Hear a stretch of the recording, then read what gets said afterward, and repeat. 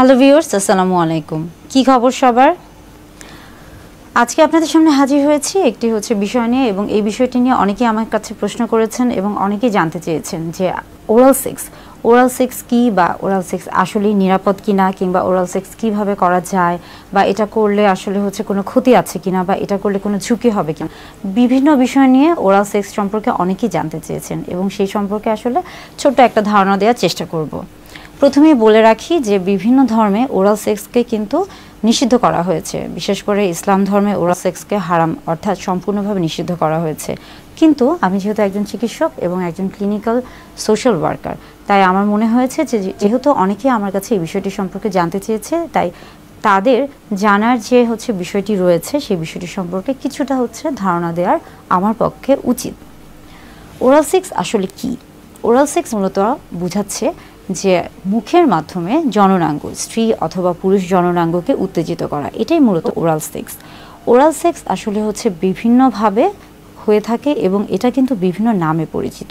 যেমন আমরা জেনে থাকি বা অনেকেই জানি যে ব্লো জব বলতে আসলে কি বোঝাচ্ছে? ব্লো জব বলতে বোঝাচ্ছে যে মুখের মাধ্যমে জননাঙ্গকে উত্তেজিত করা, এবং এই ক্ষেত্রে মুখের মাধ্যমে পুরুষদের জননাঙ্গকে যদি উত্তেজিত করা হয়, সেটাই মূলত ব্লো জব হিসেবে পরিচিত। এর পাশাপাশি আছে রিং জব।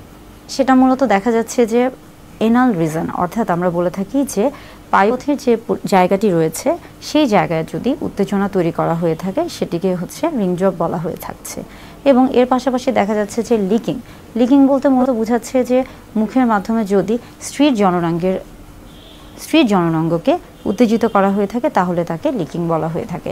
এরকম আসলে ওরাল সেক্স বিভিন্নভাবে বিভিন্ন নামে পরিচিত। এটা মূলত নির্ভর করছে আসলে কোন জায়গার ক্ষেত্রে বা কিভাবে সেই সেক্সটা করা হচ্ছে সেটার উপর। এখন আসি ওরাল সেক্স, এটি কি আসলে নিরাপদ?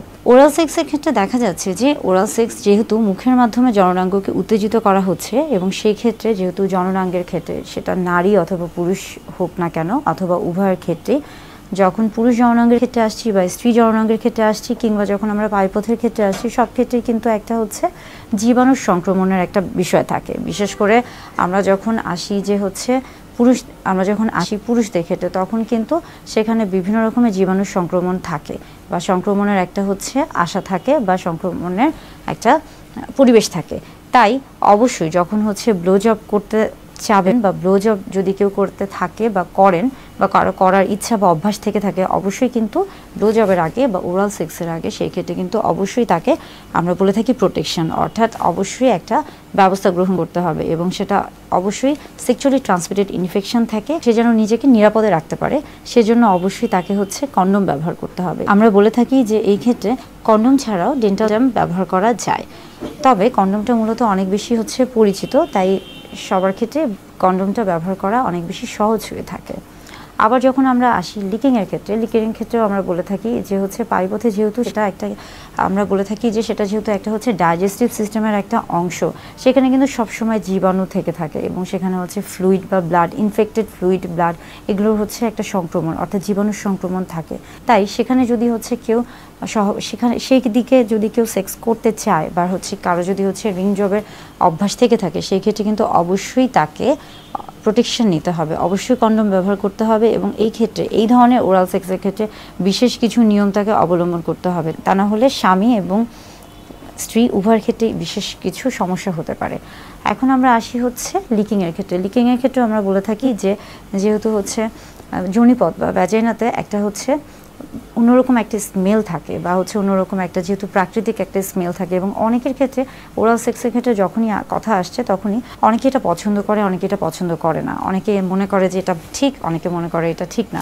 এটা আসলে নির্ভর করছে সম্পূর্ণ আপনার ব্যক্তিগত বিষয়ের উপর। আপনি কিভাবে আপনার যৌন জীবনকে উপভোগ করবেন, বা কিভাবে আপনি স্বাচ্ছন্দ্য বোধ করবেন, এটা সম্পূর্ণ আপনার ব্যক্তিগত ব্যাপার। তবে ওরাল সেক্স করলে যে ধরনের ক্ষতিগুলো হতে পারে, অর্থাৎ এই যে যৌনবাহিত রোগগুলো রয়েছে, এবং এই যৌনবাহিত রোগগুলো থেকে নিজেকে প্রতিরোধ করতে হলে অবশ্যই কিন্তু প্রোটেকশন নিতে হবে, অর্থাৎ কন্ডোম ব্যবহার করতে হবে, অথবা ডেন্টাল জাম ব্যবহার করতে হবে।